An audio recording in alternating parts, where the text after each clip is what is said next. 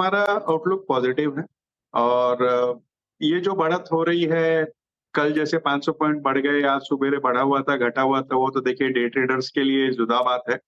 But मध्यम से लंबी अवधि की बात करूँ तो मुझे लगता है कि जो लेवल्स हैं वहाँ से ऊपर जा सकता है बाज़ार, खास करके मिड कैप, स्मॉल कैप में बहुत स्कोप अभी भी बचा है।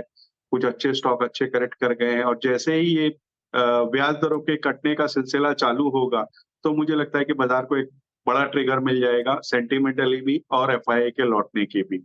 एफआईआई तो फिलहाल भी अभी अगर आप देखो तो कुछ-कुछ खरीदारी करना चालू कर दिए हैं, तो मुझे लगता है कि यहाँ पे आपको बिल्कुल ध्यान रखना चाहिए।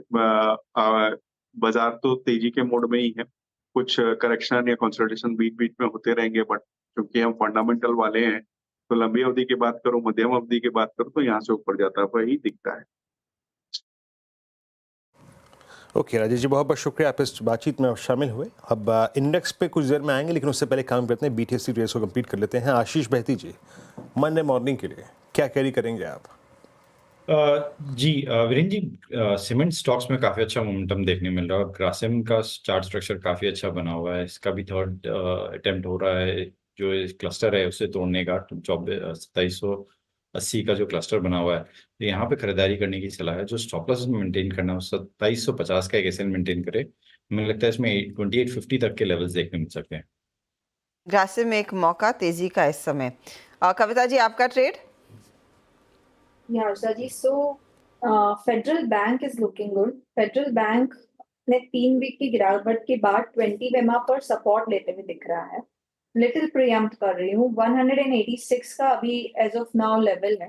मुझे लगता है for the price target of 192, 194 federal bank को चेज करना चाहिए। 182 का स्टॉप लॉस टेक करें।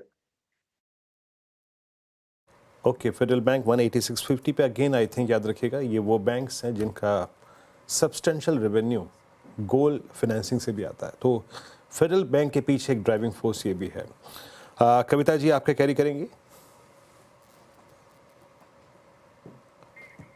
अरे अच्छा सॉरी, रचना जी मैं कैरी करूंगी डीएलएफ को। और डीएलएफ को फ्यूचर्स को इसलिए क्योंकि यहाँ पे मार्च महीने से लेके अभी तक that is the length of the flag, तो इतना लंबे ड्यूरेशन के फ्लैग में से ब्रेकआउट हो रहा है डीएलएफ के फ्यूचर्स में, और ये इतना लंबा है कि वीकली चार्ट पे भी flag is visible.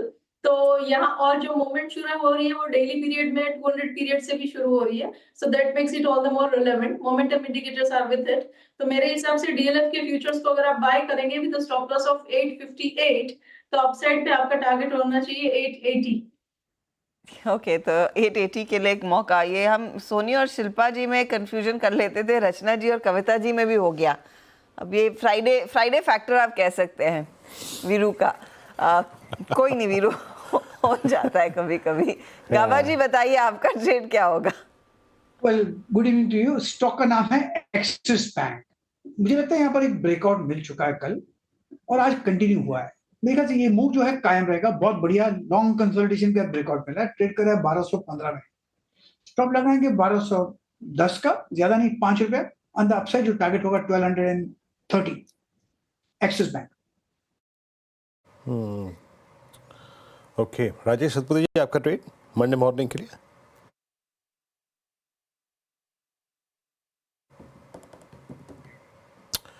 Rajesh ji, वो अनम्यूट वाला बटन दबाइए जरा प्लीज, अनम्यूट वाला बटन। हाँ जी, वीरेंद्र जी देखिए, मैं ओबेरॉय रियलिटी को लेके जाऊंगा।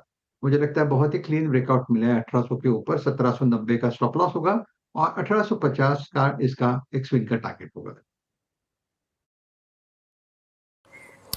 ओके, अब आते हैं देखिए इंडेक्स पे। निफ्टी आईटी का क्लोज हमें ठीक ठाक मिल रहा है, सुटेबल क्लोज है।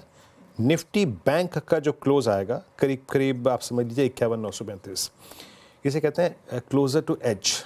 और ये एक ब्रेकआउट है, यकीन मानिए, but as per the options ये ब्रेकआउट नहीं है। मतलब टेक्निकली आप कह सकते हैं कि ये रेंज से बाहर निकल चुका है, लेकिन ऑप्शन वाइज नहीं। देखिए, अगर आप पोजिशनली लॉन्ग हैं तो रहिए, कोई दिक्कत की बात नहीं है। जहाँ तक बात है कि बहुत शॉर्ट टर्म पर्सपेक्टिव से ट्रेड पे क्या करना चाहिए, मेरी मानिए आज भी ट्रेड कैरी मत कीजिए। क्यों?